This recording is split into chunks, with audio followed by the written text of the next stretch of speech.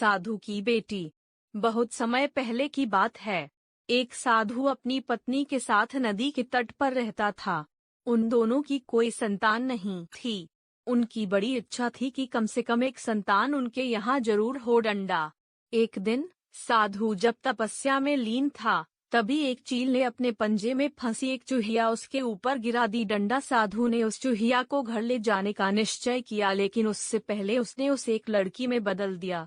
उस लड़की को देखकर साधु की पत्नी ने पूछा, कौन है ये? इसे कहाँ से लाए हो? साधु ने पत्नी को पूरी बात बताई। उसकी पत्नी बहुत प्रसन्न हुई और वह बोली, तुमने उसे जीवन दिया है, इसलिए तुम ही उसके पिता हुए। इस तरह मैं भी उसकी माँ हुई। डंडा हमारे यहाँ कोई संतान नहीं थी, इसलिए भगवान ने इसे हमारे पास भेजा है। जल्द ही वह बच्ची एक सुंदर युवती बन गई। जब वह 16 साल की हुई तो साधु और उसकी पत्नी ने उसका विवाह करने का निश्चय किया। साधु ने सूर्य देवता का आह्वान किया।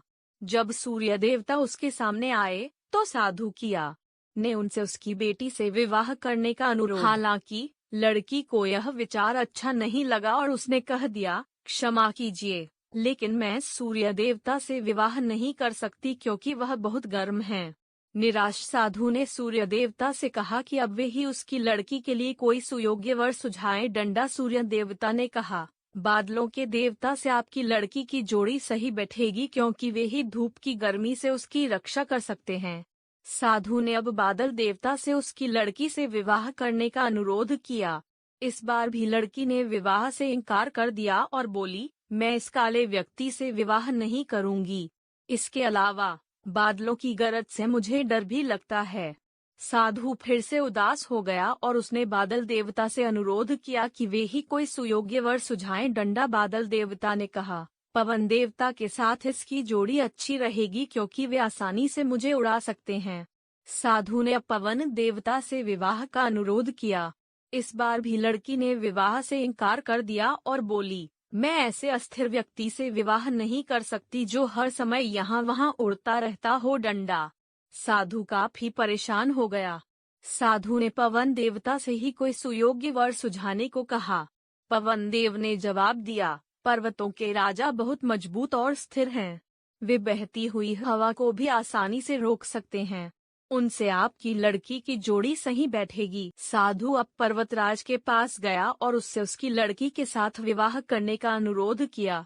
हालांकि इस बार भी लड़की ने विवाह करने से इनकार कर दिया और कहा, मैं ऐसे किसी व्यक्ति से विवाह नहीं कर सकती जो इतना कठोर और ठंडा हो। डंडा लड़की ने साधु से किसी नर्म वर को खोजने को कहा।